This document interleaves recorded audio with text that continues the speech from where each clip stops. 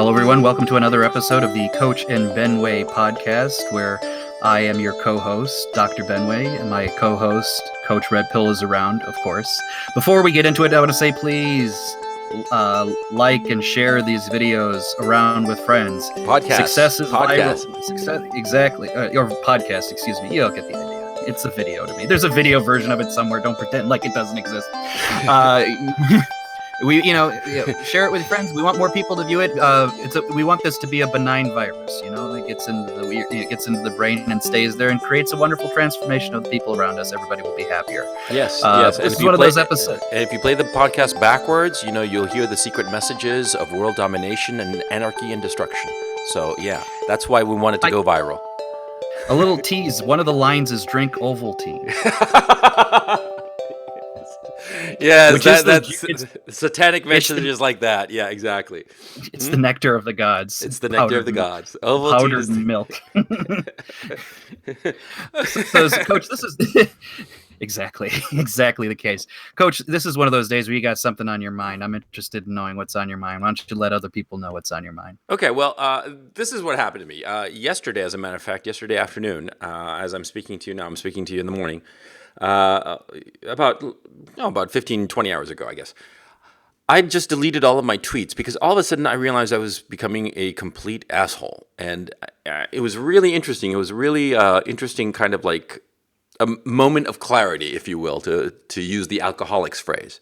And it came about like this. Look, when I started getting into YouTube last year, I guess it was exactly a year ago, I started getting into YouTube, started doing videos, and that was incredibly enjoyable. The craft of it, the mastering the skill of it on the different levels of the performance, keeping my head organized to repeat what I wanted to say, the different experiments I made to make better videos. I mean, all of that was just really interesting. And not to mention the part of learning to edit. Well, I already knew how to edit, but I learned to edit a lot better.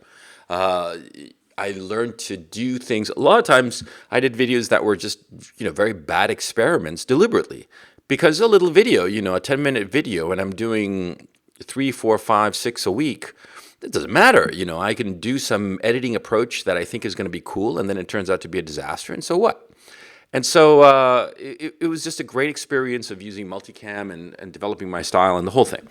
But what happened was that inevitably, as the channel grew, I started getting in touch with other YouTubers. And I was very interested in other YouTubers because other YouTubers, they tend to have, successful YouTubers, they tend to have certain personality traits in common. They tend to be very single-minded and driven. They tend to be a little bit obsessive about details. Even the YouTubers who seem to be doing like DIY kind of casual thing, many of the times they're very, very careful in how they do things. Like, for instance, you and I have watched the Murdoch videos, and they seem, horribly poorly made with the lowest production value. But you look at it and you look at the cutting and you look at cutting between shots, right? And you look at how they compose everything, and you realize that a lot of effort and thought is going into each and every shot, each and every cut. It might look DIY. It might look like a train wreck, but it's not. There's a lot of thought going into it. That's why it's so effective. I'm talking about the Murdoch videos, right? So anyway, I'm going long-winded, but there's a point to this. What happens is that, see, as I got to know other YouTubers, there was this inevitable feel of being in high school again. And it was a lot of fun. A lot of fun of being sort of like catty and flinging shit and having like drama and fighting and all the rest of it. It was funny. It was like, okay, we're the cool kids, and that kid over there, be it mundane Matt or whomever, he's like the not cool kid, And then there was just a lot of fun to that. And then the whole Kraut situation turned into internet Bloodsports, which really didn't exist before the whole Kraut situation. We have Kraut to thank for that, I guess, or blame, as the case may be. But anyway, internet Bloodsports took off, which just codified the drama into these shows where people would show up and fight each other, verbally, of course. And, it started getting out of hand. People started swatting each other, all kinds of shit. People started doxing each other because of hurt feelings and all the rest of it. It just got out of hand. But that happened. Recently, Medicare did a stream with all the internet Bloodsports people, and it was just a complete autistic fest. I mean, we'll talk about that in a second, but it was just a fucking train wreck. I mean, it was just autism for 3 fucking hours, or more. I mean, it was like 6 hours, 7 hours. Anyway, that autistic screeching, it was just like these are grown people.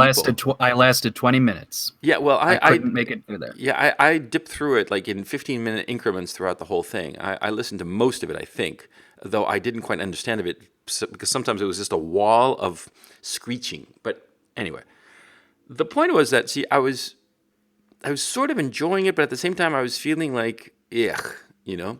And one of the things I didn't like was that recently I got into an after show on the Ralph Retort, the after show, which it continues to stream, right? And I was I thought the after show was just guys hanging out after the show and shooting the breeze, but no, it's more content that is being streamed live, and I wound up getting into a Bloodsports match with the Quartering, whom is a YouTuber whom, as a man, I don't respect him, and he knows that. I think that he's just a more fish to bigger YouTubers, and that the only way he's achieved any kind of success is by attaching himself to bigger YouTubers. And he attached himself as a friend to Boogie2988, who's a very big YouTuber, and then Sargon of Akkad. I think that he's a person of not much moral worth. And this imbecile started saying, "Well, what are your subscriber numbers, and what are your daily view counts and stuff like that? I have more than you."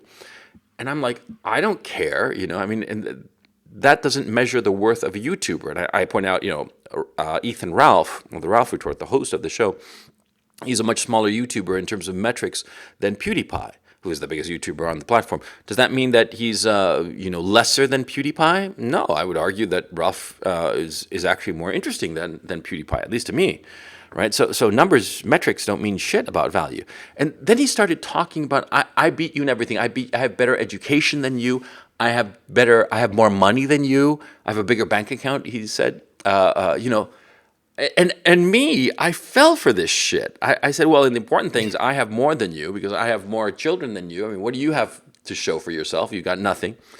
And this guy actually went about saying, well, how much money do you have? Which is just fucking crazy, And I didn't want to be so indiscreet as to say that. I'm sorry, I'm rambling here. But well, did he? So there's a pattern to this. I'll get into. Well, yeah, because by the way, to the audience, Benway and I haven't talked about this Quartering thing. So for him, this is all, if not news, he's very interesting. So shoot. So yes. So before I get into it, first, did he throw out any numbers as to what he has and what did he claim? Yeah, I know that's petty, but I want to know. Yeah, I said, well, okay. So I asked him, so what's your net? And he said, very low 7 figures. Fucking lie. Yeah, it's a lie. Okay, because he spends way too much time on YouTube. No fucking yeah. Well, way. he does know that the 2 decimal points for cents don't count, right? Yeah, but no, I mean, look. So here's my thinking on this. So yeah, the image of high school feels right in the positive and negative, right? I mean, like you said, you have your exposure to all the various groups. You get your little cliques. Mm-hmm. You have some friendships that mean something at the time. Yep. Occasionally things go away. Things get transient. High school is very transient. You feel like it's a great thing. You look back, it's like, it was 4 years of my goddamn life. What, mm-hmm. I've spent more time on the toilet in some regards. Interpret that as you will. So there's that thing. And I mean, here's my thing. I've always tried to keep a foot out of social media at any given point in time. That is to say, and I'm either working, I'm talking to family, friends, I'm reading, there's a lot of life that exists and needs to exist outside of social media. In some sense, when I am in social media, I'm pulling that stuff in as opposed to putting social media stuff out into my real life. Right. I try, and you're right, every so often, especially for Twitter, especially if you have sometimes like a writerly or a witty personality or desire to be, you get a little pride about having your little bomo witticisms. You get people like you think, oh look, it's a little instant gratification, instant success, almost like stand up. If the audience is laughing, you're enjoying yourself. Yeah. The thing about that is, it's, and I think you're right. You get a sense of, why am I doing this? Right. I mean, Yeah. I have a lot of enjoyment and pleasure outside of the thing. When I'm in social media, I feel like now half the time I'm just promoting this show, because the show's more interesting to me than most other things. And I just try to get more people to listen to it. Yeah. But it's almost like that point where like, because I was waiting for you to kind of say what the event was, and I was basically going to end with like, okay, so who was your bottom? You know what I mean? It felt like that. It's like you wake up next to like a woman you never, or God help you if if it's something other than a woman. Yeah. You turn to yourself and you say, oh, it's that time of self introspection, Yeah. right? Yeah. I think this environment really lends itself to that. Yeah. Yeah. You know what I mean? And because it was fun to be a high schooler for a bit, and I suppose that continue with this hobby it's going to continue like that, to feel like high school. But what happened to me was that, see, I started doing so many tweets. Okay, this is my Twitter thing. I had the original Coach Red Pill at Coach Red Pill handle, and I got banned. I got a couple of strikes, and then I got banned. I have no idea why. I don't care. Okay, it was like, okay, fuck it. I mean, it could have been just the political content. Hate graphs got struck down. And hate graphs, of course, was just statistical information. That was it. But it was statistical information that bothered people, that didn't buttress the liberal narrative, right? So anyway, who knows why I got canceled? I mean, if hate graphs got canceled or got banned or whatever, for just saying things that were obviously and objectively true, then who knows why I was. I mean, so, okay, I didn't care. I set up a second one, and it sort of like laid off Twitter for a while and just used the second one to DM people, because it's a very convenient vehicle or platform for DMing. It's fast, it's immediate. And so, I started doing that and using it for DMs and just the occasional Twitter. And then, last month I went on that whole thing of like, of losing weight, of going on a fast, on a water fast for, a week, 10 days actually. And I was posting pictures and stuff like that. And I got into the cycle of wanting the likes, wanting the retweets. That's the thing. It's the dopamine hit of that. And what you just described, I think, honestly, is, and because I've heard this from a lot of people, that's the hook of social media. Yeah. Because what I always get, everybody I know gets to the point where like, I want to shut down the account. And they always reach the same thing. It's like, well, I know a lot of people who I want to stay in touch with, and this is really the only way I could do that. Yeah. So of course you tell yourself, I can't bring myself to delete it. I'll just keep it, for messaging. Yeah. And then eventually you get to the point where you're like, oh, well, there's some things I just want to share, not spreading shit or anything, just positive stuff. Like if your case about fasting, in my, in real world, I like to say in real world, like that's a fucking means anything. My normal Facebook, whatnot, I talk about, the movies I like, this, that, and the other. And eventually it builds up to more social engagement. I feel like they know this. They must know this. It's like like you said, it's a dopamine hit. It's a drug. And like I said, Twitter especially comes across to me. It's like the crack of the whole thing. Yeah. It's like the scaredy cat stand up. I'm not calling out anyone in particular, but the idea is like, you're kind of going on stage. You want to get, the applause for this, that, and the other. And when it happens, you love it. You fucking love it because it's instant gratification, right? Yeah. And typically, especially when it's strangers, you know what I mean? It's like, hey, people I don't know me from Bob. Suddenly, I think, yeah, this guy knows what he's fucking saying. Well, also, if it's a stranger, you figure what I said was clearly witty or clearly on point. I mean, like, yay me. I hit the nail on the head. I win. And yeah, it's that dopamine rush. And I started acting mean. I started acting in a way that I don't want to be. I started acting like a high school dickhead. I don't want to be that. I don't want to be like whipping out my cock with some random guy and measuring it and seeing who's got the bigger cock. It's just absurd. Well, that's the thing I notice as well. I mean, because I don't do it as much now. I used to do it more, where you would get whipping out your cock and measuring it. I still do that, but usually it's because I need to figure out if it's enough for the validation. Length of rope enough length of rope to get me over the fence. You know what I mean? Okay. Yeah, so, no, I'm sorry. I was teasing, man. I don't even know what that means. But yeah, it's funny because like I get to those points where like I'm in this what feels like a street brawl with someone I don't even know and I'm never going to meet, and I'm saying, why am I? Yeah. Why am I here? It's almost like it's like in they live, when you're in that brawl between Rowdy Piper and whatever his name, put on the glasses, and I'm thinking, well, at least they knew each other and they're fighting. It's like I'm fighting with someone I don't know and I don't even give a shit whether he puts on the glasses or not. Why am I here? Yeah. Exactly. What am I doing? Why am I here?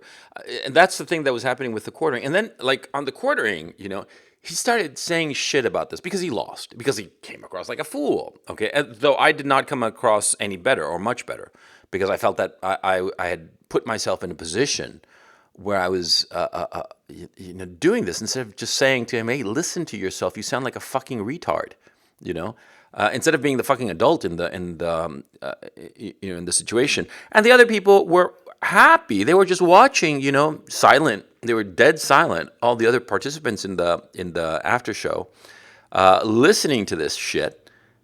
It was for their amusement, and they were watching two grown men making absolute and utter fools of themselves, because I certainly made a fool of myself, and quartering did even bigger, because, like, for instance, he started saying, I went to, like, I don't know, Whitefish University and got a master's.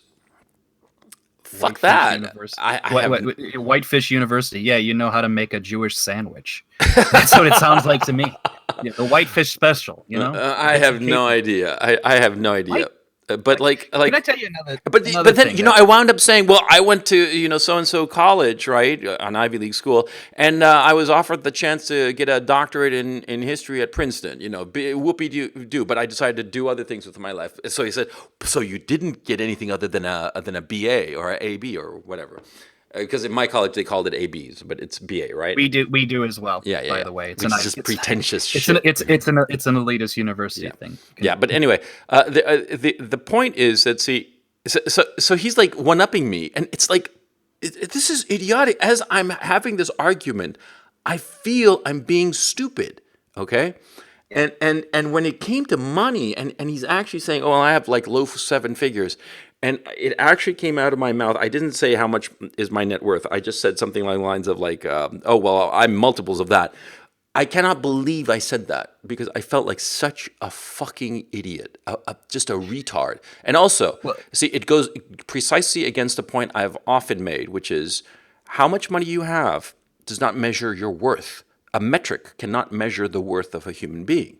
It shouldn't. Okay? Well, we just went through the whole fucking Vietnam War situation discussion. We said, oh, they had all the metrics to prove they had won 3 years ago. Yeah, it's exactly. Bullshit. Yeah, and here's the other thing, and this is why this is friendly criticism. I said, yeah, you probably were an idiot. Yeah. Partly because I have never heard someone who is very wealthy or successful ever really give the number of what they have. Yeah. No one talks about it. The fact that he gave it out, guaranteed proof to in my mind he doesn't have it. Yeah, exactly. I know for a fact. Yeah. I mean, it's not. I'm as close to knowing for a fact without knowing for a fact. Yeah, exactly. I mean, same with me. Okay, when somebody has to actually tell you how much they have, they don't have it. They're lying. Okay, it's just like the girl who says, "Oh, I've only slept with 2 guys." Oh, fuck you. If a girl has to say how many guys she slept with, it's probably multiples of whatever number she's saying. Okay. And for the men, you take the opposite. It's like subtract 5 from his number. Exactly. Yeah, because they once did a study, right? And the average number of sexual partners, and the men said, I forget the numbers, but the men said like 7, and the women said 2. And the investigator said obviously everybody was lying here, because the correct number had to be the same. Okay, I mean, right? Yeah, someone had to match. Yeah.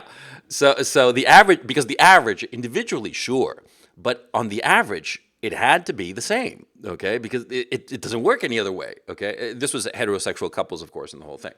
And so, yeah, if you have to, this was precisely the thing I'd gotten into in a private Discord server with some asshole who had who had been belittling that he was saying something along the lines of that $4,000 was not enough for him every month to pay his bills, and he was so rich and shit like that, which I thought was just pathetic. And I told him about it. I called him out on it. And here I am, less than 24 hours later, getting involved in some stupid match with this fucking retard, right? And I'm acting like a retard because I'm sinking to his level. That's the point. You wind up going down to the level of the retard. Okay. Well, here's the question I have for you. right? Because I think you'd be the first to admit, this has happened to you a few times, right? Hmm. In different contexts. What's compelling about it? Because something has to be compelling. Actions You want to win. direct. You want to win. Yeah, You want to win. You want to win. and You want you to want to win shove the in. face of the retard in the mud and show him, I won, retard. That's what you want to do. That's I want basically to. it. I add one more point to it. You want to do that in front of other people. Oh, of course. Of course. The more the merrier. Yeah. And that's why, on a big Exactly. ass stage, sure. Yeah. And that's the thing, because what's funny about that is it's that moment you phrased it pretty well. It's like you were in the shit and you're looking around and basically people were eating popcorn, right? Yeah. And it's almost like that, that moment in Amadeus when Salieri's father is like, "Do you really want to be a trained monkey? Dancing for other people's enjoyment." And the truth of the matter is you go through that narrative of Mozart. Yeah, Mozart didn't want to be the trained fucking monkey. There was something, just disingenuous and degrading about it. And I think I have a feeling for a lot of people that's like the bottom, right? When they see people eating the popcorn and Yeah. watching it. Because Yeah. and not just you in particular, anybody who gets in that is like, if for that moment, and even if you're knowledgeable enough to know better, it just feels like it's life or death, or it feels like this is the most important thing, the most important fight in my life, and God damn it, I gotta win. And Yeah. it's not. People don't give it that much weight. Yeah. It's Exactly. passing entertainment. People are gonna forget. Yeah. That's why I've Exactly. learned to train myself to say, you know what, no fight is worth it. Even if people call me like, a ridiculous idiot faggot, it's like, yeah, they're going to remember in 2 minutes. They're going to forget in 2 minutes. Yeah. Yeah. I'm Exactly. like, and that's what's so great. Like, because you and I've had these conversations where like you would tell me about some big thing that had blown up and I hadn't even noticed because I was at home, like going through like a jag of watching all the Rambo movies. I'm like, oh, I Yeah. missed it. Yeah. I was Exactly. Which is entertained with much the more Rambo. productive. Much more productive. I was Yeah. much more productive, especially when I saw that Sly Stallone's writing screenplays with James Cameron. Yeah. It's Hey, also, James, I recognize. gotta make it big, James. Yeah, I also recognize there's something else, though. There's something else going on here. See, all the people who are winding up like in these morning kumite shows, the internet Bloodsports, and all the rest of it, they're more or less their peers, right? It is their high school room. Okay, and so what happens is that, see, they share certain qualities and characteristics, whether they like to admit it or not, but they do. That's why I mentioned the fact that there are certain characteristics of this set of people. A certain obsessiveness, a certain compulsiveness, a certain perfectionism, and all of those qualities, you recognize it in other guys. That's why it's sort of easy to spot YouTubers who are going to do well or relatively well, okay? Because, you get a sense of like, oh, okay, that's where he's at. Yeah, I can see how he's going to wind up. Like Medicare, like for instance, the first time we spoke, and I had like, I don't know, like 300-400 subscribers. He said, "Oh yeah, you're gonna have like 80,000 subscribers, something like that. Yeah, along those lines." And he was like, "Yeah, that's what you're gonna get, I see that how my metrics are going, and how things are, barring some kind of blow up where some big name latches onto me and throws me up in the air. That's more or less where I'll end up, or where I'll gravitate to. Having like about somewhere between 60 and 90,000 subscribers. Something like consistently about 10, 20,000 views per video. I mean, something like that. That seems to be like where I'll wind up being. And you can tell that, okay? You can tell that right away, because everybody who's going to get to that level of success on the platform, on YouTube, on the videos, has that thing to them. You know what I mean? Yeah. And that you have to understand something else, that this is a weird hobby, okay? Winding up meeting people who like this hobby too, okay? It never would have happened in real life, okay? It could only be possible on the internet. There are people spread out across the globe, right? I mean, I'm in Ukraine, you're in Chicago. I mean, like the Medicare, to mention him, he's in Minnesota someplace or something like that, or the Midwest somewhere, and like other people are in like London, and all over the goddamn planet. And you only meet online, and you coalesce quickly because you're like-minded, you're very similar. And the fights become, the fights of narcissism of small differences, because we are much, much, much more alike than we want to admit to ourselves, okay? And it's a really It's a really interesting phenomena, but it brings out that high school mentality. Fuck that noise. And here's the thing that really adds fire to this flame, and it's one of the things I've noticed. I could tell very clearly that a lot of the folks who are successful here, or are the ones who are doing this full time. Like when you make this your full life success, your full profession, I see how people act and how they put the weight of it.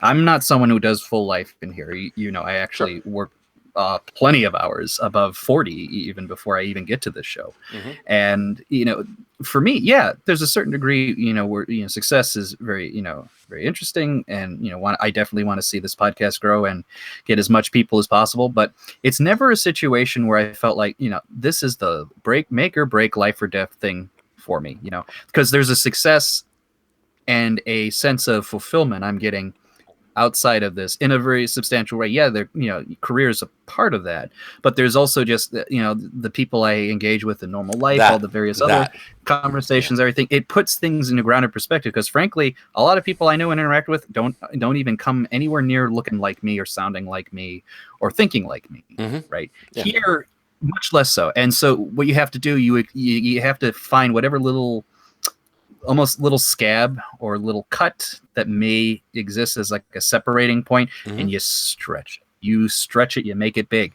because everything about this is big, goddammit. So even the little things are big. And the truth of the matter is, I think even people who are casuals, because most of our audience has to be casuals. Yeah.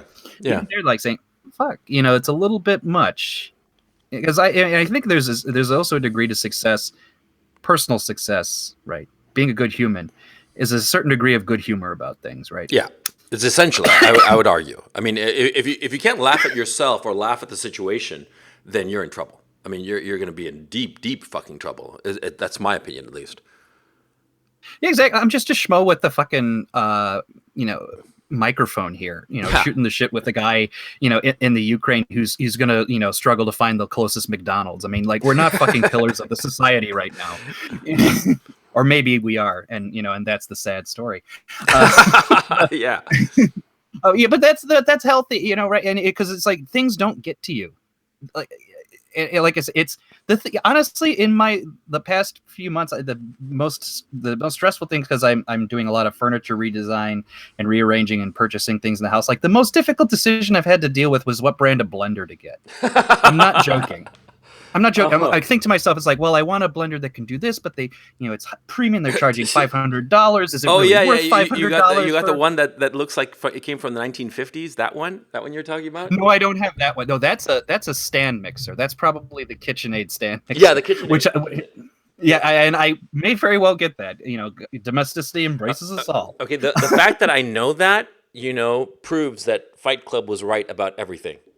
The fact that I know about the KitchenAid blender and I know what a duvet is, that shows that I'm a fucking weakling, nothing of a man because of current society. When you walk into your apartment, you drop your keys into the bowl on the one side, you drop your balls into the bowl on the other side, and then you go home and you wrap yourself in the throw blanket that you got from Crate and Barrel that has the nice smooth felt feel to it. I'm joking with you, but the thing is, we're kidding around. I was wondering where you had put the camera in my apartment. That's. I know things. Okay. I just know things. Okay. I don't need to spy. So anyway, I know. The larger point. Shit doesn't get to me. I'm sorry. Well, maybe.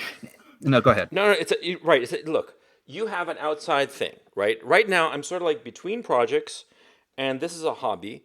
And it's an interesting hobby, and I'm sort of like at loose ends, okay? And so this hobby is like eating up a lot of my time, okay? I recognize that I am unusual in that it's a hobby that I can devote a lot of time to.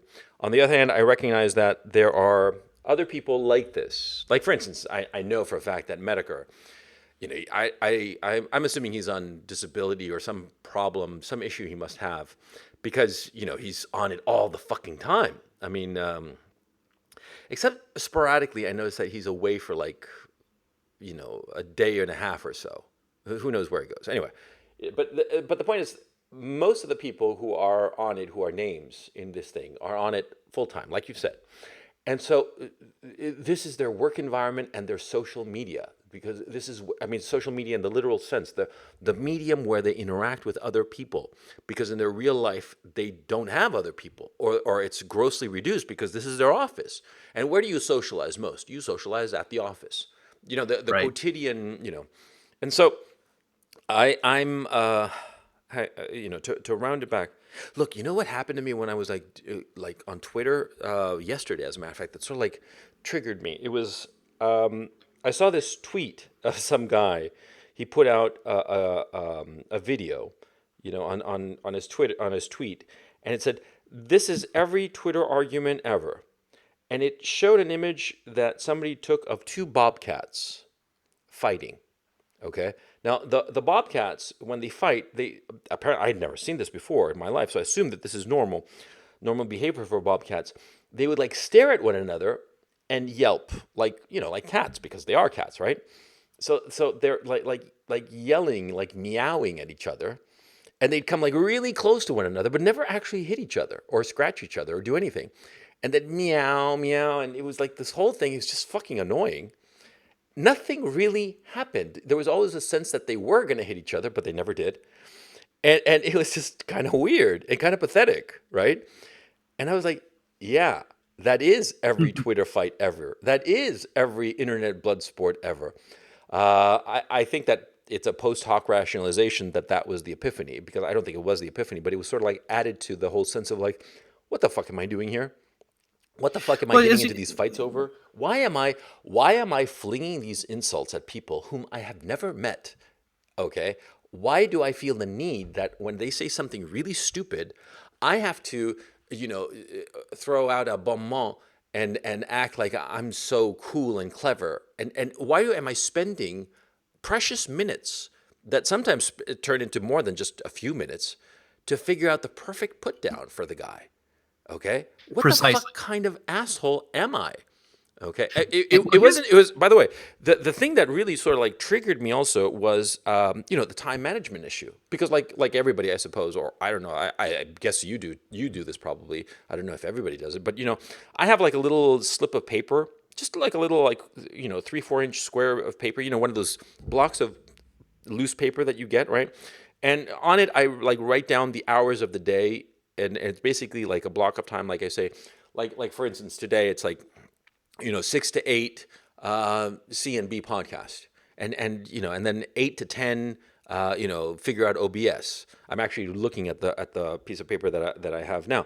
And then what is it here? I got 10 to 12 read Dictatorland, which is this book that I got that I've been meaning to read and never got around to. But the point is, see, I basically do that, right? And then I was like realizing that the Twitter, which is supposed to be like a little pit stop along the way, a little distraction, it was chewing up so much of my goddamn time and other things that I wanted to do. And it's me sitting there figuring, oh, what's the best put down? What's the best zinger that I can lay out? And see, by acting that way, it's just bringing out the worst version of myself, the asshole version of myself, the version that I don't like. I don't like being that kind of a guy. I much prefer being, like this interaction that you and I are having, right? I much prefer to be the guy who has an interesting conversation and tries to say something relevant to whatever's going on, as opposed to just putting people down and being an asshole about it. Well, here's the thing: Twitter and Facebook, all the variations, remind me of the beautiful joy I have not knowing what the person on the street next to me is thinking.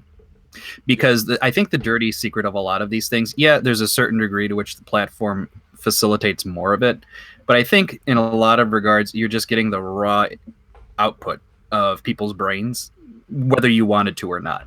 And I think the visceral reaction is like, oh shit, someone really thinks that. And it doesn't matter what political side they're on, because the opposite side thinks the same thing of me, I'm sure, no doubt.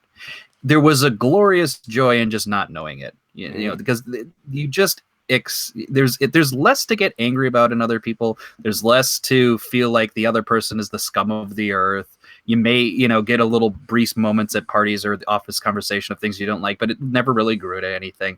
Now I just get everybody at their most honest in a way. And what I'm a roundabout way of saying is like there is beautiful joy in the lie of silence.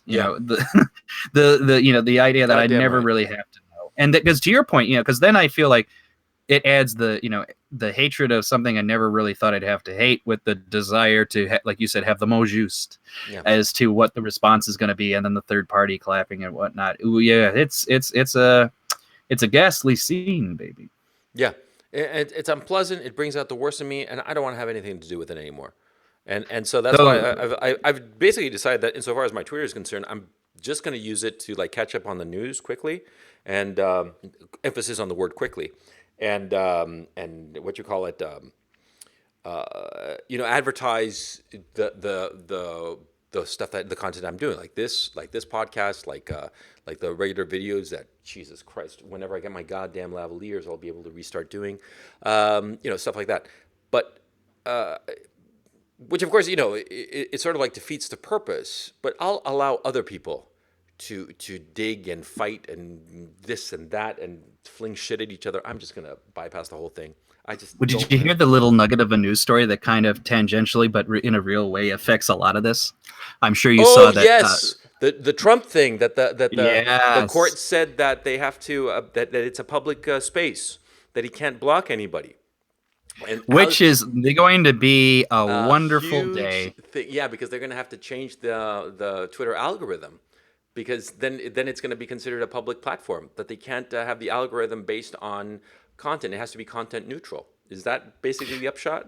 Pretty much, that's the reading a lot of people are putting into it. And there's this, because another way of phrasing it even more starkly is that it is now a public, not public works, sorry, a utility, Yeah. right? And a utility implies there's going to be a certain degree of regulation because, to your point, it's a public space to a certain extent, Mm-hmm. which means all of our fallen comrades, Milo, Ricky Oh yeah. Vaughn, They'll have to all come go back. through the list. They must come back, and it's gonna be like, faggy Jesus leading the converted on a mule through a rotting Jerusalem. Yeah, yeah, yeah. That's what they're talking about.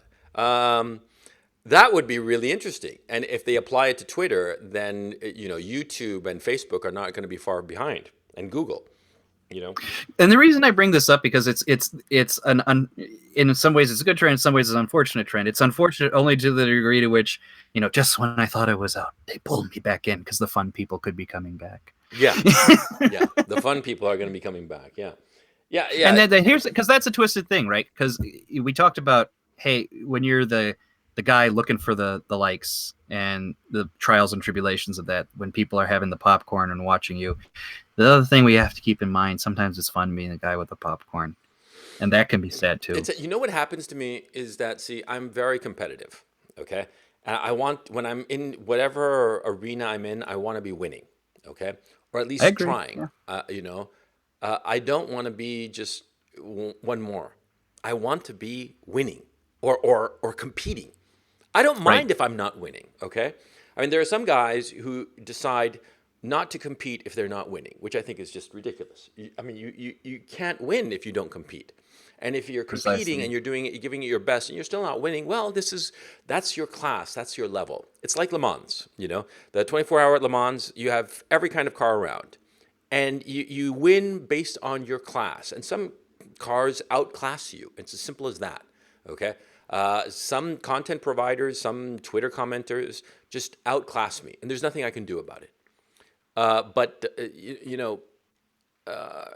that doesn't mean that I'm not going to continue to compete. Just because PewDiePie has 60 million subscribers doesn't mean that I'm not going to give it my all to get 20,000 subscribers. You know what I'm saying? I think it's kind of foolish, this mentality of like, I'm not going to compete, because I can't win. But then again, the issue for me becomes, insofar as social media, is that I since I have to compete because it's like a driver in me, I wind up doing things that I shouldn't, or making a fool of myself when I could easily prevent myself from making such a fool of myself. Like with this quartering situation. Like, for instance, I came up with a name for him. I called him the Cuckening, right? Because like, I swear to God, to audience members, I've got 4 children by 3 different women, right? It's just the way of my life, and I don't have to justify it to anybody. And so, the cuckening, I called him, Well, I said, well, he doesn't have any children. He's an evolutionary dead end, which is just a Darwinian dead end, I called him, which is just fucking mean. He's just fucking mean, okay? But this was, of course, in response to something incredibly stupid that he had said, which was that he protects his sperm. Hold on, hold What? the fuck on, because all of a sudden we got into, Colonel Ripper, or what's his name from Doctor Strangelove. Like, I do not avoid women, Mandrake, but I do deny them my life essence. Yes, exactly. We got into that territory. Exactly, goddamn right. Yeah, okay. To justify his childlessness, right? He said that he was. Oh no, what he called it? He was responsible with his sperms. He called it sperms, by the way.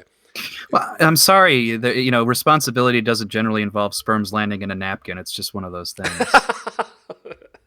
See, even I'm doing it. You see, that's the point. Because here's what I think. This is going to sound ridiculous. You're going to say this is the stupidest thing you ever said, Benway. But hear me out. Mm-hmm. It's a creative thing in the obverse, which is there's a destructive power of the divine right, which, if you can build something up and you can take someone away with words, it means something. It's almost like in the traditional sense of what magic means. Magic is a sense that if you use a certain incantation, the words in the right way, you can affect the reality around you. Yes, exactly right. The choice of right words by the is, way, in fact, that's Jungian. That's a Jungian concept that magic is applicable. Yeah. Okay. So go on. Well, that's I think what we're trying to do here. We're trying to create, when you find that bon mot, the perfect put down. Mm-hmm. You are, in some sense, bringing forth your magical powers to end or severely humble someone's existence, something that they cannot walk away from in any given point in time. And the jokes about magic being dangerous. Yeah, it's true. I'm also bringing this up because obviously he's this guy's, from what I know, big on Magic the Gathering. So now I'm going to go full steam ahead with this metaphor because it just seems perfectly apt, right? I mean, so I think that's certainly the degree of it that we're playing here. And the thing is, as with all black magics, dark magics, is it consumes the person who's administering it. Yeah, exactly right. Exactly right. And I feel that I was beginning to be consumed by it and just becoming a person that I didn't like. Okay. Okay. So this guy in particular is a fucking asshole. So what? Okay. So I got into a tiff with him, and I just I felt that I got the better of him, even though I still felt yucky because I did feel that I'd sunk to his level. And that great George Bernard Shaw quote, never get down in never get down in the mud to wrestle with a pig. You'll only get dirty and the pig will enjoy it, right? That's the feeling I had of me getting down in the mud to wrestle with this quartering person, because I felt that it was beneath me. I got down. I feel that I won because he made a fool of himself by doing this. I've got a bigger bank account than you, shit, which is stupid. But still, and some people, did some memes about it of me and the quartering throwing money at each other and basically saying I've got more money than you and shit like that, because people misinterpreted it because I didn't say how much money I had, but he brought me down to that level. He made it possible for them to meme me that way. Okay. Because I would never in a million years say to anybody, no matter how much I despise them, oh, I'm better than you because I've got more money than you. It wouldn't occur to me, okay? Because, again, I don't measure value by that. But the fact that he pulled me down to that level and that meme got attached to me, that was my failure. My failure of vision of saying, just get the fuck away from this person, Get the fuck away from IBS. This is exactly. This reminds me of something. Remember, this is going to be somewhat controversial to some of our crowd, but hear me out, audience. Please hear me out. I've told you this already. It's there's a perverse pleasure, I think, in a lot of our crowd to say, "Oh, someone chose to block me. That's a notch on my belt." Yeah. It's are you really taking pride over the fact that someone thought that basically not listening to you was a better use of their time, and you think that's a victory? Not you're going to put that in your notch, hey, this is this little metal strap I have. Every notch of it is a woman I fuck. No, it's every notch is some guy who decided I wasn't worth listening to. Yeah. Really, you want to call that a victory? I get what you're saying. It's they were the first person to flinch and everything, but it's we're talking about shit shit flinging matches on Twitter, people you don't even know. What do you care one way or the other? No, but hang on a second. Hang on. I have to disagree there a little bit in the sense that a lot of times, see, people block you because what you're saying actually is true and it hurts them. Okay. I mean, you have those guys that say shit to you that really gets under your skin. In my case, at least, I do. And I make it a point not to block them because I don't want to give them the satisfaction. Because a lot of times it is an issue that you're getting under somebody's skin and they block you. Okay. And a lot of times it depends when they block you. Okay. Which is, and I've played this game, which again, it's fucking juvenile. It's fucking high school shit of like, oh, I said this tweet and then he blocked me. Because like I was some lefty guy who's a fucking loser, right?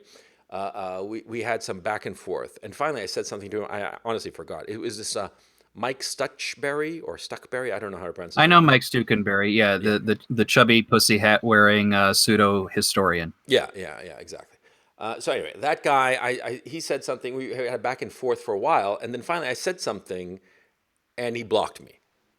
And I used that as like, hooray for me. And it's like, ew. But here's the thing. Here's the thing for that, and what I like to remind people of.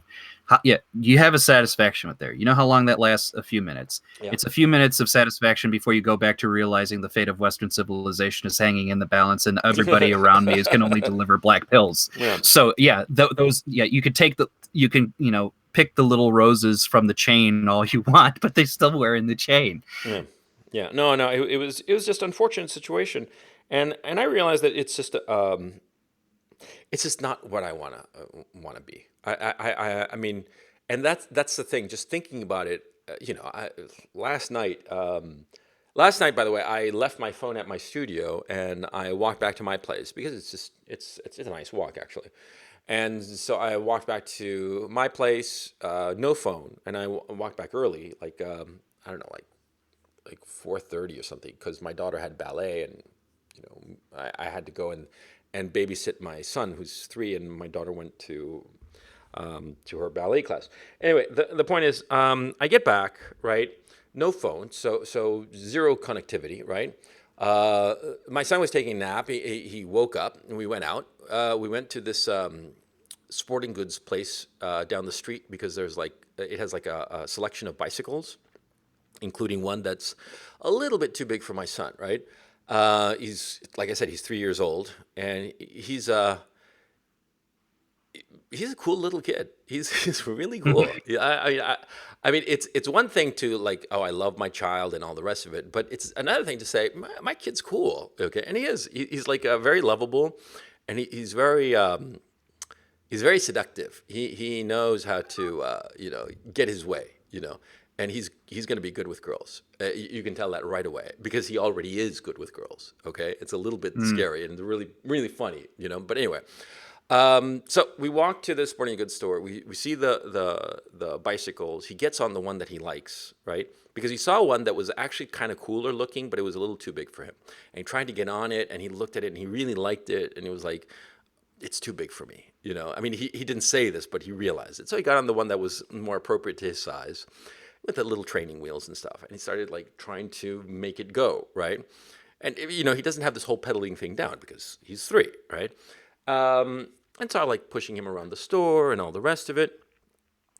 And then from there we went and decided that we were going to get some food, and we went to a takeout place, which is a nice enough restaurant, and we got some takeout food. And while we were waiting there, the nice lady got him a balloon, and she blew it up right there in front of him and gave him the balloon, and he was like really happy. He thought it was like really cool, and then insisted that we get one for his sister. And then we walked back, and then my daughter came back, and so we had dinner. Okay, now that was the event. Now, during that whole time, I'm thinking to myself, what kind of a person do I want to be?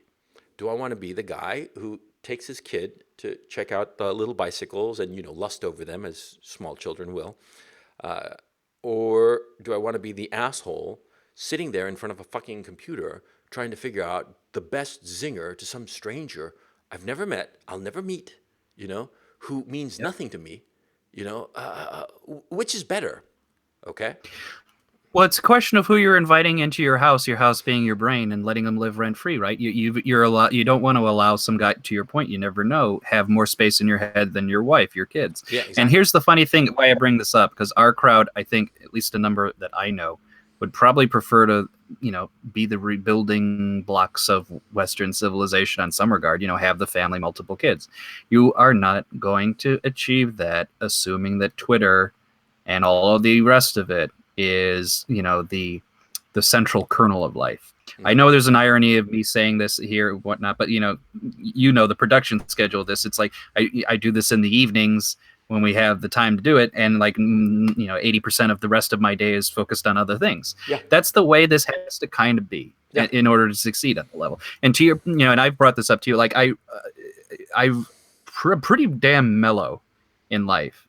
Hmm. I go about listen. I have my obsessions with films. I do a lot of book reading. I'm at my most euphoric when I'm just alone listening to music, and I'm just not even thinking, just in the reverie of listening to music.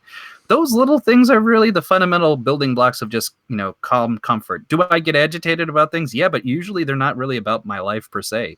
It's about things that we talk about here, about the black pills that we kind of consume day in and day out, and dispense them amongst the poor hapless ears of our younger gentlemen who listen to us. But this is a little bit of a white pill, perhaps, in that regard. It's very easy to get mellow, very easy. Well, it's very easy to fall into this trap, this competitive trap of competing over something that is worthless, and that's what I found myself doing, competing, because this is high school. In high school, you were competing over things that were pointless. Okay, and in this neck of the woods, I found myself competing for things that were pointless. I mean, who gives a shit if I say the nastiest thing around that gets all the likes and retweets? Who cares? Who really? All these people, they don't care about me. They really don't. I'm just their entertainment. Okay, and the point that I've always been trying to do is, in the videos that I make, the idea has always been to lay down on videotape stuff that I think that my kid in 20, 30 years will find useful, and therefore publish it, post it live on YouTube on my channel, because other young men will probably find it useful too. Okay, and insofar as my podcasts are concerned, the idea I have is this is a chance to talk about random stuff that's interesting with somebody, with a partner who's fun to talk to, and is on the same level, and not always on the same page, because if it's always on the same page, then it's just boring. It's just like yes, yes, yes, yes, and that's the end of the show. Who gives a We've shit? got into some good, healthy fights, I like to say. Well, Good. I don't see them as fights. I just see them as like Well, disagreements. you know what I mean. Yeah, Yeah, it's that's why I meant healthy. yeah, The healthy part was disagreement's a better word. yeah, And that's the entertaining part. Is to your point, there are many things we don't see eye to eye on, and not just in like one subject area either. So that's always interesting. And yeah. and here's the thing: it's like I never outside of ball busting. There's never really. It's not like I get the sense that you're waiting 3 minutes behind whatever I'm saying like I'm going to find the perfect takedown for Benway so that he goes home and Tail between regrets his the legs. Yeah, yeah, yeah. Crying into his regrets pillow. the Yeah. exactly Yeah. because Well, actually, that's I the have like thing. a whole list of put downs, but I can't seem to use any of them. God damn it. Just stand still. Let me use one.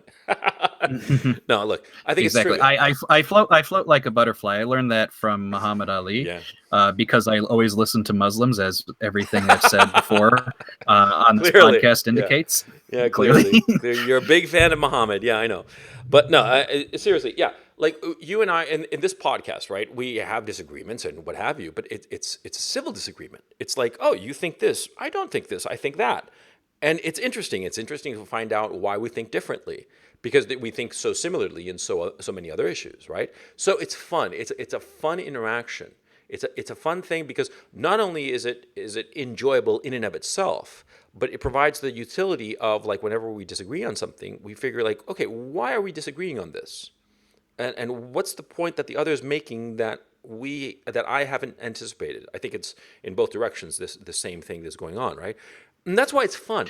But just flinging shit, it's exhausting. And like I said, it makes me feel it. I feel I am becoming distant of the man I want to be, because I'm 50 years old.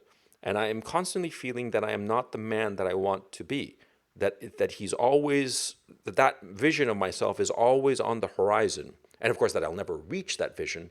That it's more the process of striving towards that vision, which is the actual goal.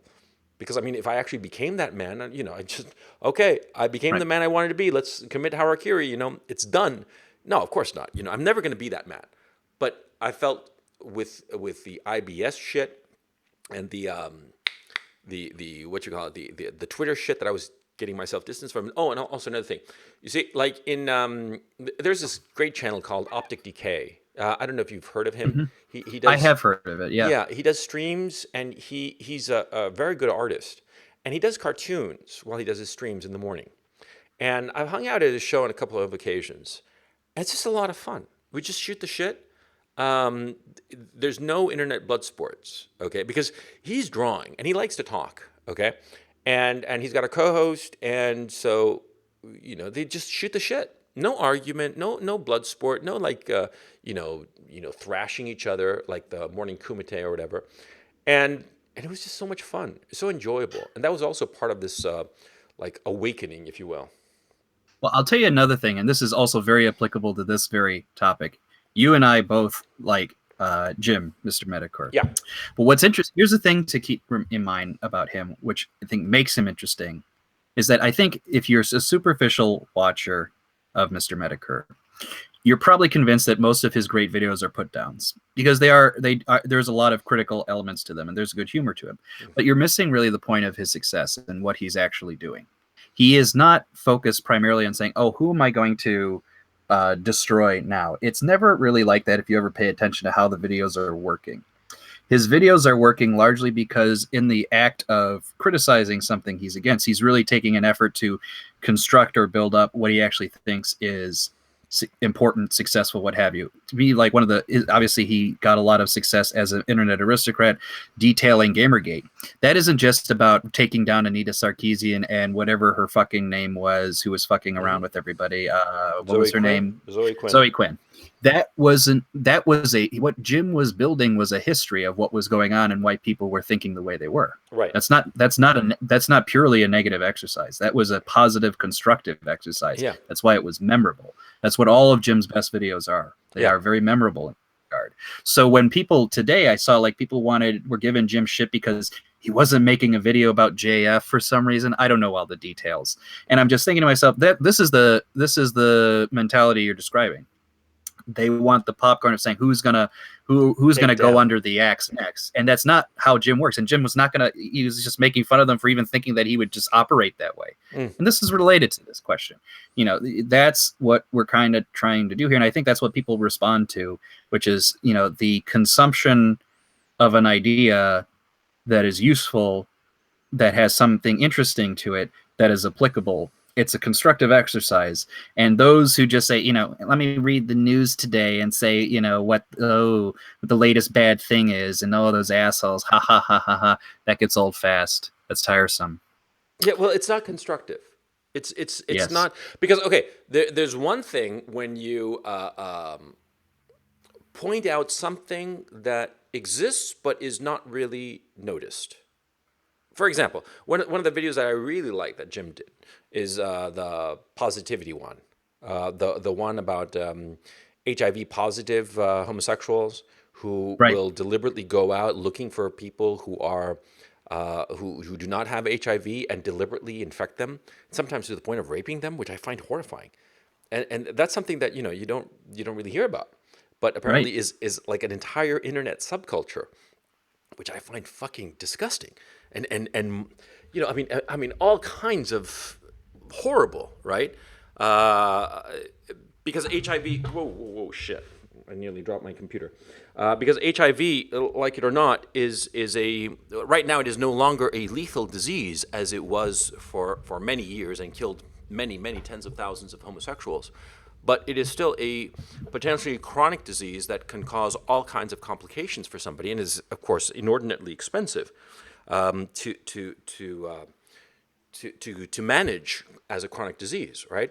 So these are horrible people, and so Jim made this positivity video which highlighted them and brought a spotlight onto them, which I think is great because Jim has a very large audience. I mean, it's not just that he has 200,000 subscribers or something like that.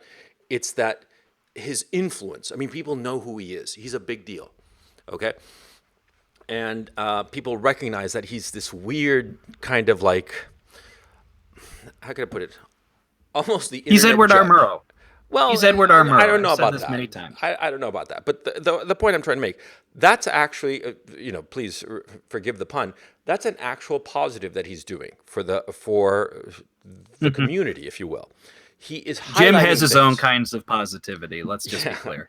Yeah, but he's highlighting things that are good, that should be highlighted, that should be noticed about things that are going on in the internet. But like, yeah, then on the flip side, there's the oh, this is what happened in the film today, or the film community, or this executive said that in Hollywood or wherever, or Kathleen Kennedy is evil, blah blah blah, and they've ruined Star Wars for me. Who gives a shit? That's trivial. Okay, so you're highlighting things, but one matters more than the other. Okay, I mean, this is a very long-winded way of me saying that highlighting per se is not bad. It's what you're highlighting. If it's something obscure but that people should know about, that's one thing. Because like if you think about it, which was it? Ralph Nader, who was the one who highlighted the fact that the gas tanks on the Pintos were designed in such a way that they would guarantee that they would explode, right? Right. I think it was Ralph Nader. Or was it the seatbelt? It doesn't matter. Okay. Ralph Nader was the seatbelts. Yeah. Well, he highlighted something important, okay, about car safety. And it was something that was known within a small group of people, but in general, few people knew about it, and he highlighted it, and because of his highlighting of it, steps were made that were to the benefit of the society overall. Ditto with Jim's videos, that he highlights things that are often very obscure or not clear, and he highlights and explains them in a way that everybody gets it, and it becomes sort of like the registration, the history, a first pass at the history of whatever. And other people can add to it, but it's like the first pass at the history of certain elements of the internet, which is actually valuable because the internet is just so goddamn fucking fleeting, right? It's just ethereal.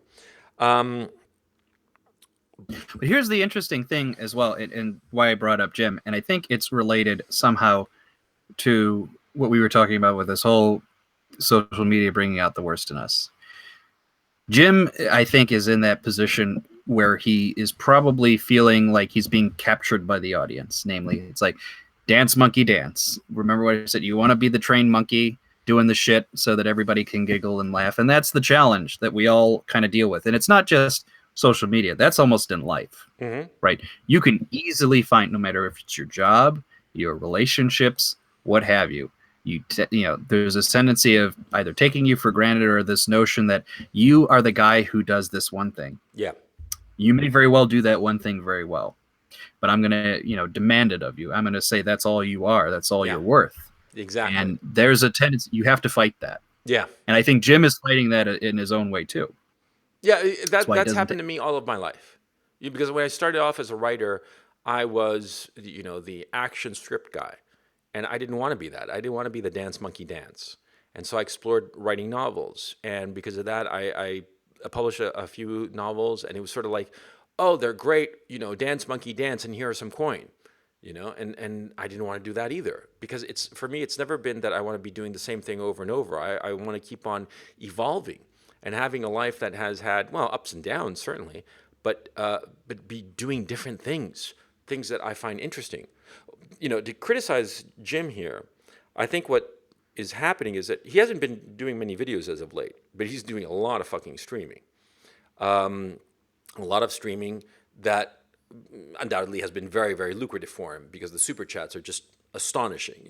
I know for a fact that somebody took the trouble of counting up his super chats for the other day when he did that 7-hour monster internet Bloodsport thing, and they were talking about the figures of in the high teens, around $20,000. Between something, the figures seem to be a little bit contradictory. They said it added up to between 16 and 20,000, including one guy who donated $1,000. I don't quite know why you would donate that amount of money other than to really support the guy that. But anyway, that was a lot of money. Good on him. I don't have a problem with somebody making money off of it, but I think that he himself is sort of like falling into this trap of, of bringing out the worst version of himself as opposed to bringing out the better version of himself. You know, I mean, you see what I'm saying? Here's the thing, and that's why I think it's related to this whole Twitter thing, because look, at the end of the day, it's all the same. No matter what we're doing, no matter what words you use, Right. the Twitter shit we're talking about is the same action, which is, post, retort, shit flinging back and forth for a while. Some people block, some people don't. Yeah. It will always be that way. There is no way you are getting out of it if you play that game. And it's dance monkey dance. We're all dance monkey dancing this thing. Yeah. And to your point, it's a time suck. It's a waste. And, it's like the hit. It's fun for a few minutes. I'm not going to deny it. Smoking a joint or something, it's going to be fun for a little while. Eventually, it stops being fun. Yeah. Eventually, it feels like, there were other things I really wanted to do, and I didn't do them. Shame on me. Yes. Exactly. Because the thing is, see, all this shit, it's not that it takes up time to be on these streams or what have you. It's the emotional and mental wear and tear, especially the emotional shit. I find myself that, whenever I walk away from these internet blood sports, even if it's a successful interaction, okay, I find myself mentally grinding over it, just going over and over it, or trying to deliberately put it behind me, especially if I've been backed the fuck out by somebody else, right? Especially when I lose to somebody whom I know is just a piece of shit. They're nobody, and I lost to somebody who is beneath me, who I know objectively is beneath me on an intellectual level, on in terms of arguments or knowledge of a situation.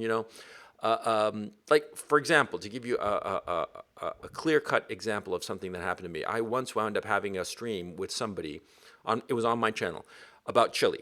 Now, this man, I forget, he was some socialist guy, right? He didn't know the fuck all about Chile. I mean, he knew absolutely nothing about it. I mean, he didn't even know the basic stuff. Like, for instance, at one point, just to fuck with him, I asked him, do you know which is the, biggest export of Chile? And I could hear him typing up the Google. And I'm waiting there, just to show off that the guy is such an ignoramus, right? He was. And he was talking about Allende and Pinochet, and he didn't know fuck all about those topics, right? Which I know intimately, the same way that you, for instance, would know intimately the political relationship between George W. Bush and the global financial crisis and Barack Obama, because you lived through it. You saw it firsthand, right? Precisely. So, yes. Nobody is going to tell you shit. Imagine if I were to talk to you and say, oh, yeah, the global financial crisis was really caused by, Reaganite policies. You'd be like, what the fuck are you talking about? Yes, yeah. That's exactly what I would say, by the way. Exactly. You read me like an open book. Yeah. And so the same kind of dialogue was going on with this guy insofar as Chile is concerned, right? And so I am blowing him the fuck out of there. At the point, finally, it got to a point where I'm just going to mute you because you don't know what the fuck you're talking about, and I'm just going to run with this solo stream and just talk about this shit because you're ignorant about this subject, right? After, I didn't feel any kind of sense of satisfaction. On the contrary, I felt miserable, and it took me several hours, many more hours than the actual stream lasted, for me to get emotionally over that, of putting it behind me. And that emotional wear of tear is like in every fucking interaction at this point. And everybody's feeling miserable. Even, I suspect, the people who win, at bottom, at heart, they feel like shit, Well, yeah, think about it. I mean, it's like, especially, like I said, you're operating under, like, a sense, almost like it's a combat. There's a fight or flight response. You're injecting adrenaline into the system. That takes a while to go away. Yeah. And even think about this whole 7-hour stream that Jim did. Right. It's 1 hour shy of a 9-to-5 job. Yeah. I mean, honestly, yeah, you think about that. Pretty good. Really you got 20 grand for sitting around. 20 grand for one day. It's pretty good. Yeah. But still, I mean, think about and I'm not even using this specifically for Jim, because I know a number of people who've done very long streams like that, and you think to yourself, man, it's like that was a full day's work. Like, the sun was in one part of the sky and now it's in another. Yeah. People had lunch, had conversations, they built things, wrote a book. What did I do? Did all of these other things. I sat, with a bucket under my my cock so I could piss, so I didn't have to miss the Zoom accusing somebody of being a pedophile, because that was the one piece of the 20 minutes I remember. But I thought that Zoom was the pedo, or they were accusing him of pedophilia. Who knows? Who gives a There shit? was so much pedophilia in that group. Accusations of it, yeah. So many, so much pedophilia accusations. You would have thought it was a NAMLA AA meeting. No, I mean, so many accusations of pedophilia that I don't think that there were enough children on the face of the planet to have fulfilled all of those accusations. I mean, that's how many there were. It was just this wall of autistic screeching, okay? And I noticed Jim, he was just sitting there, letting them just... And I did not hear much of Jim. That's a good point. Yeah. And he always says that he just is there for the popcorn. But I'm sorry, I suspect that having a sense of who he is, it must have eaten at him. Insofar as his like soul, okay? Or else I've severely misjudged the man. Because he must have been thinking the same thing, that this is just fucking autistic, pathetic. These people are fucking losers, okay? They are certainly not people that I would want to have anything to do with in the real world. And yet here I am listening to them, and I'm sitting here for hours on end. Okay, yes, the paycheck is good, and perhaps he needs the paycheck. I have no idea of his situation, and I'm not interested. Well, in somebody said he like became the Dave Rubin. It's like, hey guys. Yeah, but the David Rubin, that was better with the two with that was it Blair White and Candace Owens? Candace Owens. So that's a thought between a thought and a hard place. Very well put. Kudos to you. You won that one. But no. I mean, like, look, how could I put this? There are some people, it seems to me, that do not care about the state of their soul. They do not care. They do not look after the development of their soul, of the soul in the sense of their moral being. Okay. I do. I realize that this whole thing is just fucking toxic, and I hate to use that fucking word because it's so SJW. But I mean this in a literal sense. It poisons you, and I don't want to have anything to do with that. This kind of conversation that you and I are having, right? I was hanging out with Optic Decay, right, at Optic Decay's channel rather, and his co-host. His name is slipping my mind right now. He's a great guy. Anyway, we were having just a delightful chat, just shooting the breeze, right? I brought out my, Francis Coppola anecdote, where I met him at the Japanese restaurant, right? Mm-hmm. And, just having a great time, just chill, relaxed, this no fight or flight. It was really the sense of just sitting around a campfire and shooting the shit, which is just what the kind of interaction you want, right? Look, I don't have a problem if people have differences and they want to iron them out, okay? I'm not saying that we have to be like, shiny, happy people all the fucking time. But this autistic screeching, it's got to end. I don't want to hear it anymore. And I don't want to be the one, spewing it out. Sorry about that. Well, here's the thing. Remember before that stream started, you and I were saying, what is it going to be on? And I'm going to admit how something I was completely wrong about. I went into that thinking, what are these guys going to argue about? I don't know. Did they have any beef with each other? I thought it was going to be a snooze fest.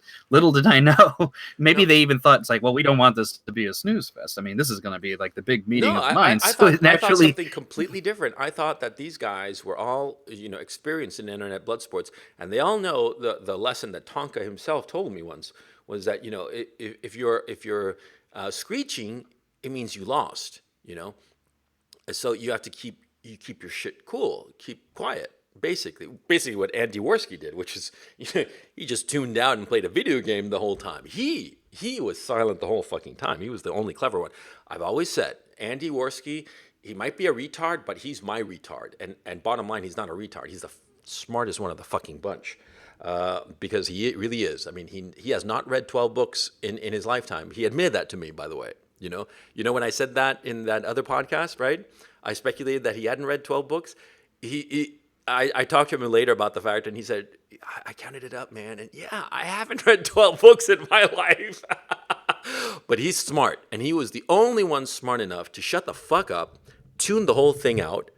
And that's why I thought that all of them would be smart enough to do that, to do what Andy did, of just shutting up and just like, being zen about it. And that's why I figured that Jim would need to have like some sort of firewall or something, so like a recording of King of Pole or something like that, to throw it out there to get things going, right? Right. But Right. no, they got on, and I swear to God, it was like 90 seconds, and they're at each other's throats, and it was this wall of artistic screeching, and I thought to myself, those guys. Actually, I'm thinking about it now as I'm speaking to you. Those guys, what cost do you think that must have had on their moral being, on their soul? Okay, what cost do you think it must have had? It must have been tremendous, you know. Well, it's just hard to see how it's going to be anything but draining. And in fact, when you had mentioned that, like, hey, the estimate was between 16 and 20 grand, I was thinking to myself, well, I hope some of those guys got a cut because they ain't getting anything else out of the stream. Yeah. You know what I mean? No, I think it's because all cost, yeah. because that kind of wear and tear on your soul. I know it sounds, like I don't know how it sounds to say the wear and tear on your soul, but Well, but let's not beat around the bush here. I mean, this is a right wing, podcast, yeah, somewhat right wing podcast, very sympathetic, if not openly embracing traditional values here. yeah, Soul, absolutely part of the game. I'm yes, sorry, and if you guys get offended by that, sorry, I don't mean to make your life miserable, but yeah, yeah, you have to figure out about the soul. Even if you want to take the vague, granola spiritualism, it's like, the essence of your stardust got fuzzy a little bit. Yeah. Okay, you interpret it however you want. There's a sentiment you bring with you wherever you go. It's baggage in its worst state. It's a lightness and a jouissance, a carefreeness in your positive state, and you operate on that. And that it just felt like people were being loading up baggage on each other on that one. Yeah. And this will sound really tangential, but it's actually related. I mean, for me, like when I was a really young kid I was in high school during the early 2000s, but was growing up in the 90s, and the guy who I always thought was the coolest guy in the room and is still like my platonic ideal for cool is Dennis Miller. And like when it was on Dennis Miller Live, that attitude of like, how he dressed, how he approached conversations with people, that still to me is the definition of how a cool, interesting fella acts. And the reason I bring it up in the Bloodsports is, look, it's the late night shows of our circle, right? I mean, it's that TV personality that brings people around. It's the entertainment value to it. I'm always looking for that. It's like, who's the coolest guy in the room? Yeah. Yeah. And I don't just mean it's like the most popular. There's a difference. The coolest guy in the room is like you said, the guy who has his straight and narrow, doesn't take himself too seriously, but makes the entertainment happen. And it's like, I would have expected in this case, it's either Andy or Jim to a certain extent, largely because those were the guys who said the least. Yeah. Yeah. But, look, this internet Bloodsport thing, it was entertaining. It was very entertaining. But I don't know. As we're recording this, I just before we started recording, Tonka was saying the same thing, that the kumite is over, that for whatever reason. I don't know if that's true or not. So just, full disclosure, I'm saying what I'm saying independent of anything that Tonka said, but it's something that I realized, what the fuck? It's, yes, you have to take care of your soul. You have to look after it. You have to not besmirch it, because it's okay. What I'm trying to say here is that, see, it's not an issue of not getting into a fight ever, of like avoiding all fights. No, I think that's cowardly. And there are some things that are worth fighting over, even if there's no immediate benefit.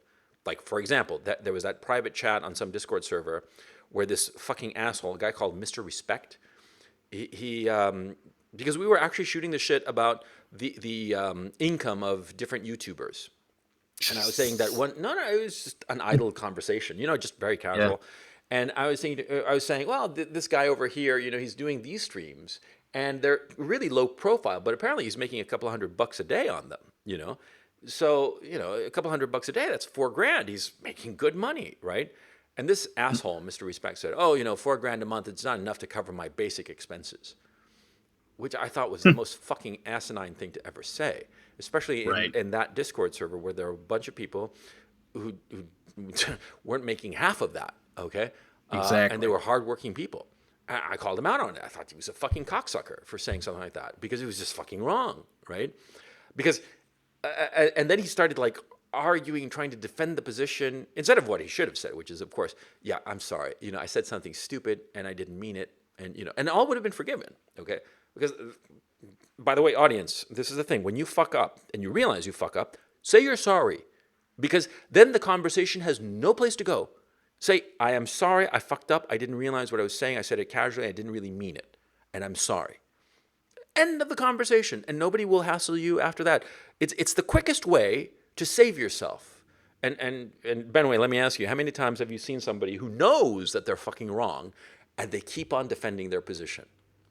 Yeah, they think they can dig their way out of it. It's like, dig up, stupid. No. That idea, Yeah. it doesn't work out. Yeah. You and I have had a thing like that. We were talking about something, I forget it was, but I had made a position. You said, well, that's probably not right. And I thought about it. You said, yeah, you're right. That's wrong.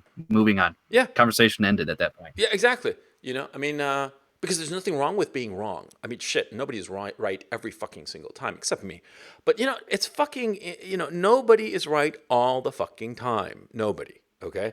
And when you say something stupid and you realize it's stupid or wrong, okay, just admit it. I mean, nobody's going to, it's the digging yourself out. Like I said, people think, oh, the internet is forever. People are going to remember it. Nobody Some remembers parts of the shit. internet are forever, but nobody remembers like, oh my God, you were wrong about the aspect ratio of this one movie from 1957. Holy fucking shit.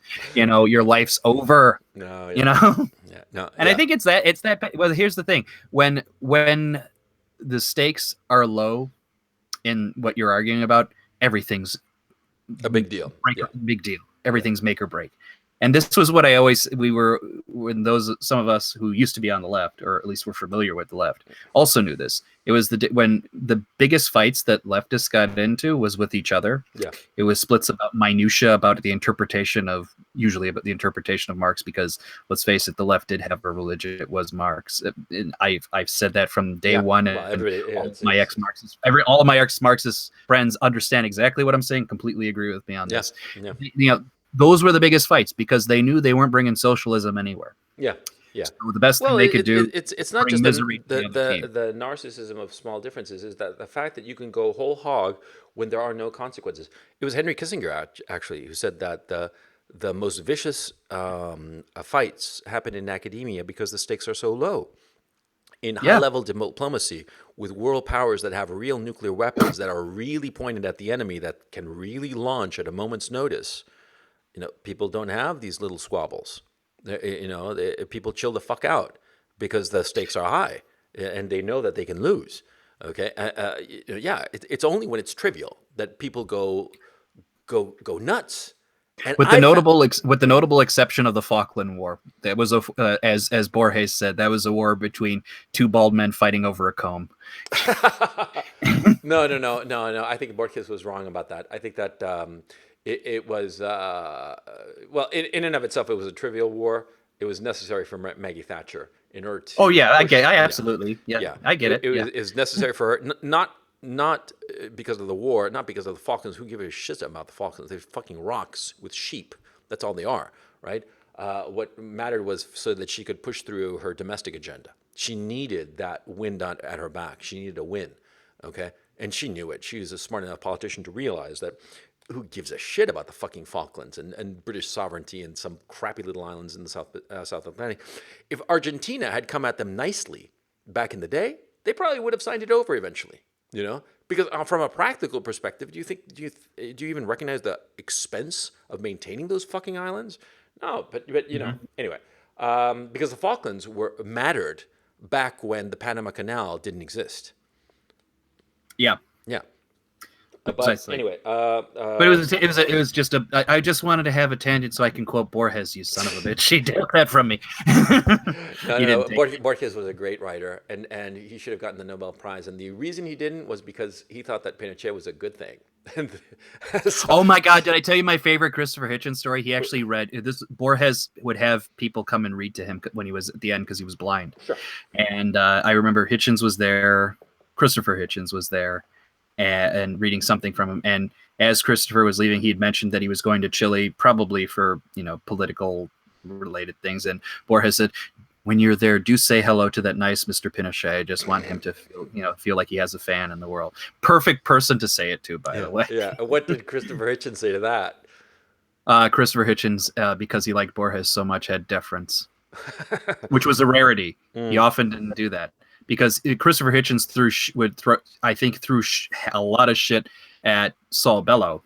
So story behind this, Saul Bellow was very close friends with Christopher Hitchens' closest friend, Martin Amis. Christopher Hitchens goes over there. Saul Bellow, almost like how Chekhov would say, you don't put the gun on top of the mantelpiece unless you plan to shoot it in the third act. Right. Saul Bellow had a article from, I think, either National Review or some commentary type magazine criticizing Edward Said. Edward Said was the sort of pro-Palestinian professor at Columbia University. He wrote the book Orientalism, which unfortunately is a very foundational text for a lot of identity and PC kind of stuff we're dealing with now. But needless to say, Christopher Hitchens and him were friends. They wrote a book in defense of the Palestinians against the Israelis. So Hitchens sees that and felt that he needed to defend the honor of Edward Said. So he really laid into Saul Bellow to the point where his friend Martin Amis was literally almost shoving a knife into Hitchens under the table, saying, "Shut the fuck up!" Yeah. This is my friend. We're at a party, and and Hitchens naturally was like, "Oh, I had to defend the man's honor." But that that's kind of the nature of it. So there's blood sports in literature too. Let's take the Christopher Hitchens example, because it's absolutely right that you're bringing him to the table insofar as this conversation. Christopher Hitchens, he was a master of the internet blood sports before the internet, right? He would go into a cocktail party. He'd lay into people, right? And he'd have all these fights and all these, malt juice and all these bon malt and all the malt that you could possibly have, right? What does he have to show for his life? Nothing. The guy, if you get right down to it, he was a fucking failure. He was a master at the equivalent of internet blood sports, right? He'd get into people, he would humiliate them, back them the fuck out, right? But what did he have to show for himself at the end of his life? Nothing. He didn't write any goddamn book that was worth a damn. I mean, like for instance, No One Left to Lie To was the only one where a leftist really went after the Clintons, but it was just a compilation of shit that everybody on the right already knows. And he wrote that book about, how Mother Teresa was an evil bitch, right? Well, probably, but so what? I mean, he only took down people. He didn't build anything. And that's an example. And think of the cost that kind of life must have had. You probably know this. Norman Mailer was a firm believer that your actions could dictate whether you had cancer or not. He had this he had a bunch of crazy notions, but he had this crazy notion, which I am sort of sympathetic to. He said that sometimes, your moral decisions can have an influence on your physical body to such an extent that it can trigger cancer. And that he thought, Norman Mailer thought, that cancer was often as not an expression of a life not lived properly. I think that is insane, but there's something oddly compelling and true about it. And the thing is, I suspect that Christopher Hitchens died of the cancer, because he did die of cancer at a relatively young age. I think it was in his late 50s or early 60s. And I think early 60s. Yeah, and I think it was because of all the vitriol that he'd spewed out. It just sat there in his guts and caused that cancer in him. He actually brought it up. He says it was, he had throat cancer, and he says, I know there were religious people who said, God struck me down with the offending instrument by, punishing the offending instrument. So he was aware of that thing. But the other thing to remember is that that's the same cancer his father had. And so there's an element of that. But he was now, as to whether or not he drank like a fish, right? He smoked a couple of bags exactly. every day. Yeah, precisely. And the other thing is, as to his worth, certainly he put down a lot of people, but I do think there's the best things he wrote were generally his literary commentary and criticisms, often the constructive stuff, reminding people of authors they didn't know about. So I do think there's pieces of that. Plus, he actually had a family and children, and they survived him, so that's obviously positive.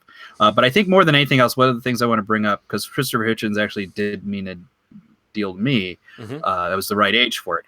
I see, especially a lot of people in our circle, I can name at least a half dozen guys who want to be the next Christopher Hitchens. And they operate like that, that kind of put down attitude, similar to what we mentioned here. They're not even very good at that. Like I know it's the two guys who come immediately to mind are always Paul Joseph Watson and Sargon. They absolutely want to be Christopher Hitchens again. You can just feel it in their bones, probably because they're English. It's not a surprise.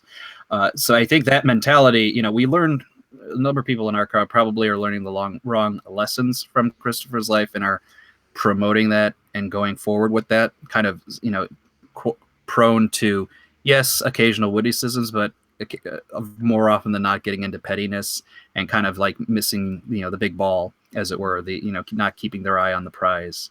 And I think that's related to a lot of what we already kind of talked about. So I think you are right that there was a certain pettiness and, the put down artist, as it were. But I think we're finally moving beyond that. I thought to myself, because I would have loved to see what Christopher Hitchens had to say about the current political climate. But part of me realizes, no, it's probably a good thing that he isn't, because it helped me get past him, at least personally. It was past that kind of way of thinking.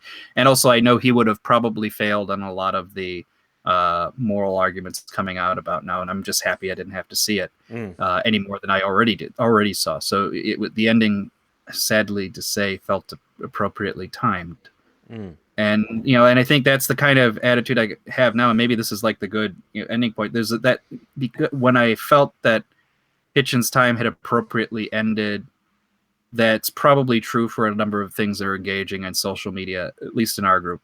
There's a certain attitude towards a little bit of other people, but more so just an attitude towards a way of life that I think is probably good to just move on from at this point. Yeah, I agree. And so with that, I think that we should, draw a close to this discussion about this whole thing, which it hasn't been that focused, but because basically I was explaining why I don't want to be on Twitter anymore, and I'm just going to use it just to advertise stuff, but not really comment on anything anymore, and not be on Internet Bloodsports anymore. But I think it was a useful conversation. I hope it was. Okay, so Benway, you want to take us out? Or yes. No. With that ending note, follow us on Twitter. Follow us on Twitter, like the Facebook, leave a like, and and sign subscribe up and notification bell. And soy boy face. Soy boy face. Yeah. I'll give you a real thing. Listen. One night, I want people to think about this. Rather than go on the internet, close the computer, put on some music, or go through a book and just have a night of that kind of reverie. You're going to be surprised how little you missed of it. I know that sounds cheesy, but it actually means something. Yes, I agree. I suggest to our listeners now, that if you're at a computer, shut it off, pick up some book, walk down the street to your nearest coffee shop or whatever, buy yourself a cup of coffee or tea or whatever, sit down and sit there reading your book for an hour or two. When was the last time you actually read a book? Okay, reading internet shit is not reading. Reading a book, sitting and focusing on a book, on the ideas of some other person, living or dead, and absorbing those ideas and contemplating them and reading their mind on a piece of paper. Not on a tablet, but like an actual book. Because a tablet, ultimately, you wind up cruising the internet, it's the same shit. Like an actual book with no other stimuli. I think that that's a really good exercise, and I am throwing it out there as a challenge to our listeners that they should be doing that right after they finish listening and watching all of our content. Yes. But just don't take that book to a Starbucks, because a homeless guy's going to sit next to you and take a shit in it. Yes, and we'll talk about that one next time. So on behalf of Dr. Benway, this is Coach Red Pill, and this has been the Coach and Benway podcast. Please subscribe to our podcast and tell other people about it. And thank you so much, and we'll catch you next time. Later.